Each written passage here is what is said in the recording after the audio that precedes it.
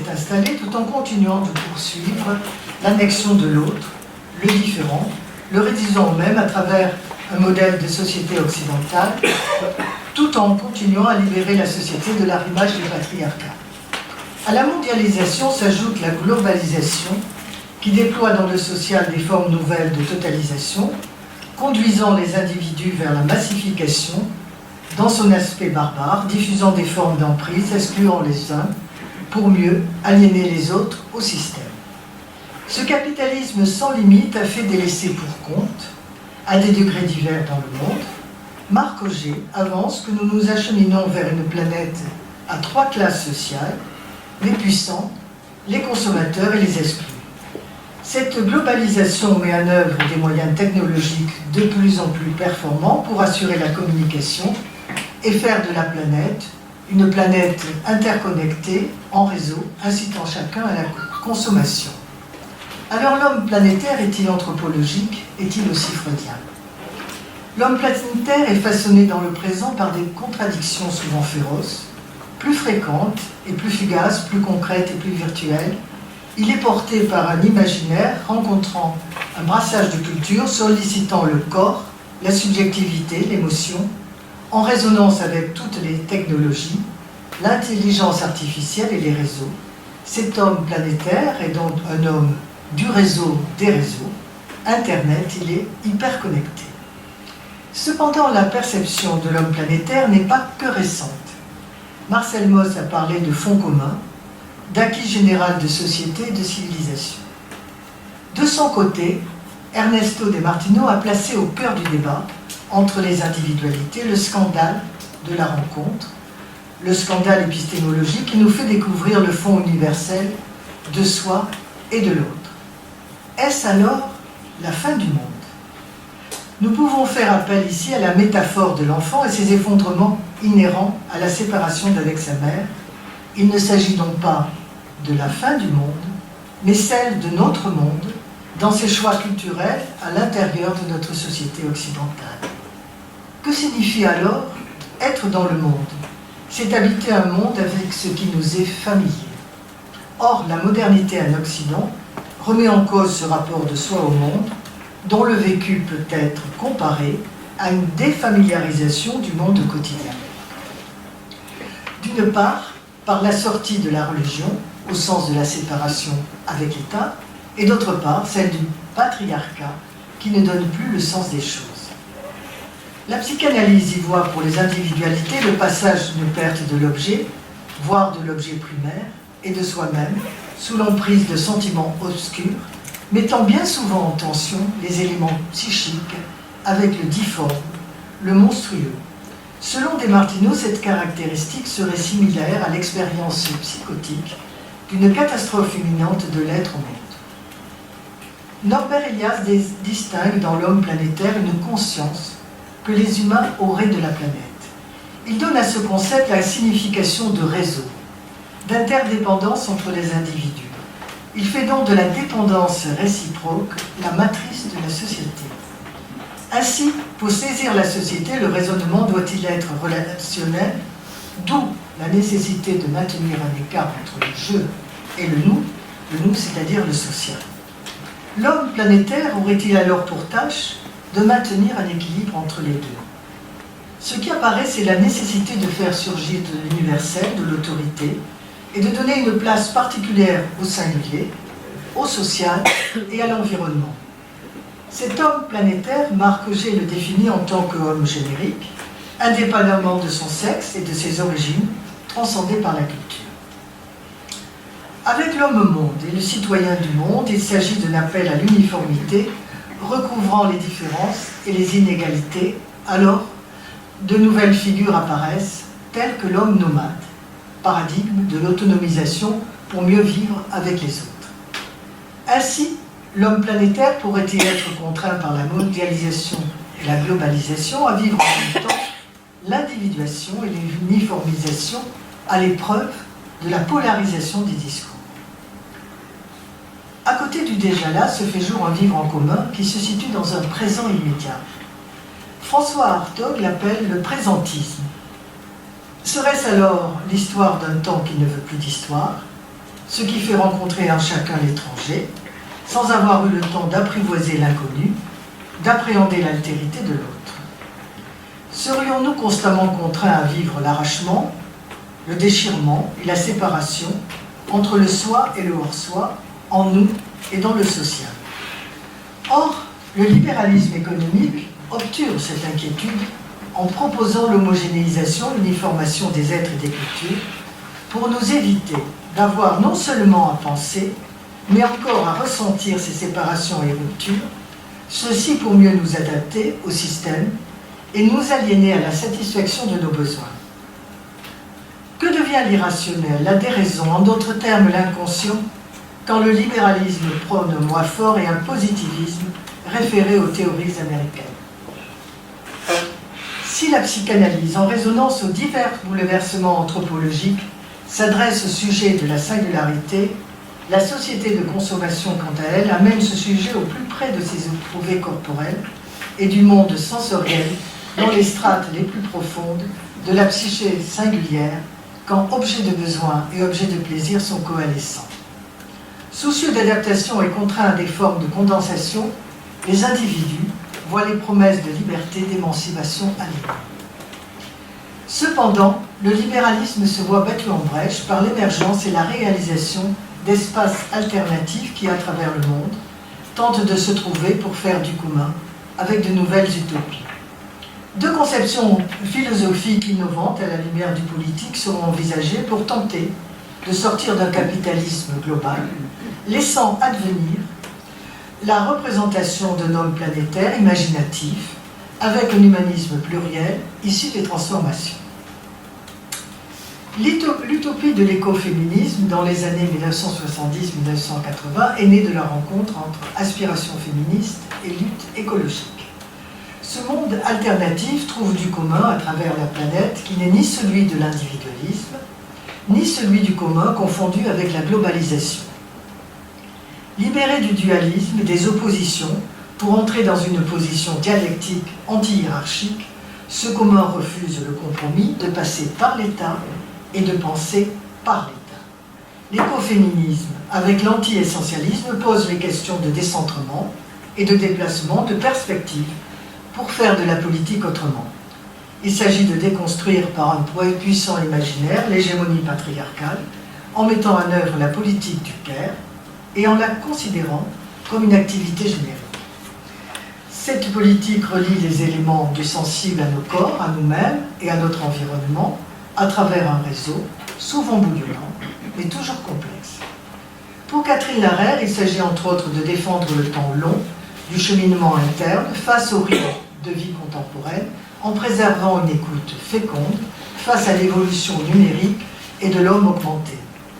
Il s'agit aussi de ne pas passer à côté du négatif en acceptant d'être profondément déstabilisé, de douter et de chercher au plus loin de nous-mêmes notre ressenti, notre perception, à la lumière de la radicale singularité quand les cultures et les langues sont si étrangères l'une à l'autre.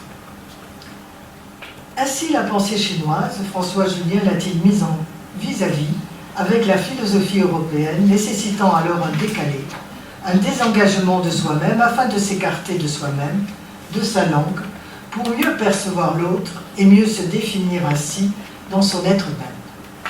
L'écart ne range pas, dit-il, il dérange, car l'écart est exploratoire en mettant l'autre en regard. Nous sommes ici dans un tout autre registre que celui du stade du miroir de la psychanalyse, car par écart, c'est l'entrouvert qui maintient du commun extensif. De leur côté, des psychanalystes ont accepté, en allant en Chine, de transmettre la psychanalyse, son aspect subversif, de faire des supervisions et des cures psychanalytiques. Ils reconnaissent ainsi que deux pôles de pensée, de langue, français et chinois, puissent coexister dans la rencontre relationnelle, notamment dans le cadre du transfert. Psychanalystes et analysants, avec la présence d'un traducteur et ses propres affects, font l'expérience de ce monde relationnel maintenant un écart, afin que la psychothérapie ou la psychanalyse soit chinoise si elle s'entreprend. Le traducteur laisse apparaître le manque, à travers le dire ou derrière les mots, émerge le sensible et l'émotion, mots qui sont habités par la tradition. L'analyste situe son travail dans un système corps-pensée-inconscient où l'affect est moteur et s'approche des sources de l'imaginaire, de l'expérience sensorielle, corporelle, relationnelle, ainsi que de la mémoire, qui n'existe pas sans image sensible, sans trace mnésique de l'expérience du monde intérieur et extérieur. Toutefois, l'écart est au fondement de la psychanalyse, nécessaire au transfert dont le décalé se nourrit de l'expérience sensorielle. Celui-ci libère l'écoute, mais aussi l'expression de la souffrance, en deçà des différences de langue et des cultures. Alors, quel rapport l'homme entretiendra-t-il avec l'environnement? Aujourd'hui, notre conscience de l'homme planétaire nous fait approcher l'impossible équilibre entre nature et culture. Ceci indique la nécessité de s'émanciper d'une domination planétaire portée entre autres par l'idéologie post-humaniste et l'expression du processus de production industrielle à l'ensemble du vivant. Quelle écologie pouvons-nous envisager pour répondre à cette domination? Nous pourrions dire une écologie politique, une écologie de la séparation, capable de lutter contre le capitalisme en s'appuyant sur la critique de la cybernétique et la critique des technosciences avec le transhumanisme. Or, le transhumanisme peut produire l'effacement des frontières entre les mondes du vivant et du non-vivant. On parlera alors de limite. La limite s'envisage comme zone de transition, passage, écart, au lieu même de la forme de séparation entre corps-esprit, en deçà, sujet-objet, où se produisent là les mouvements vitaux d'absorption du monde et de rejet du monde. Ainsi, la capture des corps par l'idéologie normative du transhumanisme vise-t-elle le pur en favorisant le rejet? Mieux encore, elle prend l'abject comme objet. Nous savons que le nazisme a cherché par le biopolitique et la biomédecine de revenir à cet état premier et de le capter. Comment réapprendre à réhabiter le corps? Comment habiter la terre? Frédéric Nérat développe la part inconstructible de la terre qui est en chacun de nous. Il nous alerte sur le grand partage humain-non-humain faisant de la nature un objet dont la forme d'hybridité sujet-objet nie la nature. Serait-elle alors tenue pour rien? Or, tenue pour rien la nature, c'est faire des hommes sans monde. L'histoire nous y a confrontés avec l'esclavage. Dans notre société se pose la dynamique sujet-sujet où la notion de séparation se fait à l'intérieur de la constitution du sujet lui-même. Cette séparation produit un vide, trace originaire sans origine, dont l'accès à soi est toujours différé. Séparation-relation, que devient cette part inconstructible dans le social? Est-elle cette part rebelle, sauvage, à l'émergence de la négativité de l'originaire d'où naissent les êtres au monde? Cette part rebelle se trouve au cœur de certaines luttes politiques, telles que la ZAC, zone à défendre, nécessitant alors de penser ensemble le séparé dans l'inséparé pour ne pas faire symptôme. Si l'homme planétaire a affaire avec les mondes pluriels, espaces sociaux, créant des espaces de réflexivité, un commun traversé par la négativité. Toutefois, il fait avec le monde du un, celui de l'intériorité qui le structure. Selon la psychanalyse, dans l'intrapsychique, le besoin de se penser par soi-même est au fondement de l'archéologie de la réflexivité par la rythmicité, présence, absence de l'environnement, par la parole et le langage, produisant un décalé à la source de l'intériorité de l'humain, lieu de l'originaire qui n'est pas l'origine, lieu de l'auto-engendrement, des préformes et du prélangage, celui de la sauvagerie de l'inconscient au fondement de soi. Ceci nous conduit à penser les premières relations et sensations de l'enfant en adhésion avec le monde dans le plaisir et le déplaisir. Les Freudiens placent ici la pulsion de mort au cœur même du narcissisme et les théoriciens de l'archaïque visent l'écart dans le soi et le hors-soi. C'est le monde de l'émotionnel, des sensations brutes, des traces et engrammes pictographiques, tentant de donner une forme à l'informe, un sens à l'insensé d'un monde pulsionnel en effervescence, celui de l'irréductible singularité. La transformation de l'informe, du chaos, et leur mise en forme constitue le socle métaphorique de la subjectivité, le soubassement du jeu historien dans sa rencontre avec l'autre. La clinique des psychoses et des états limites montre qu'à la naissance de la vie psychique, la réflexivité comme l'écart ont pu faire défaut, l'excès l'ayant empêché. S'ouvre alors le champ des potentialités à la rencontre de clivages massifs. Mais dans toute vie psychique, que se passe-t-il quand sa propre sensorialité rencontre le no-sens du monde? Qu'advient-il chez le sujet quand ses espaces primaires et secondaires sont bien fragiles dans un monde qui ne peut lui être un appui, pris lui-même par les images et les éclats de l'originaire? Comment penser les expériences de séparation, de l'exil, avec la perte de son habitat, quand les violences socioculturelles touchent aussi l'immanence même de la vie? Penser l'homme planétaire fait approcher le chaos, quand il n'est pas recouvert par la religion et le patriarcat. Quel destin pour l'homme planétaire dans ce monde de l'immédiateté, du zapping et de l'imprévisible? Le social se situe dans l'ordre de la présentation, de la sensation et de la perception de l'objet. Selon Jacqueline Puget, le sujet de l'après-coup du trauma, celui de la représentation ou encore de la répétition ne serait plus recherché pour saisir ce qui se passe dans l'ici et maintenant du social. Nous vivons dans une autre logique, celle de sujet à sujet, dont l'étrangéité est à la racine de l'altérité. Spécificité de l'étrangeté, l'étrangéité est là où les traces n'ont pu se transformer, se métaboliser. Espace du négatif, du vide et de la mort. Lacan disait que c'était la part maudite de l'économie humaine. Or, les tentatives de transformation de ce négatif barbare, hors fantasme, sont les prémices de l'humanisation, à la source de la chose, diraient les lacaniens, à la source de l'informe, diraient les théoriciens lacaniens.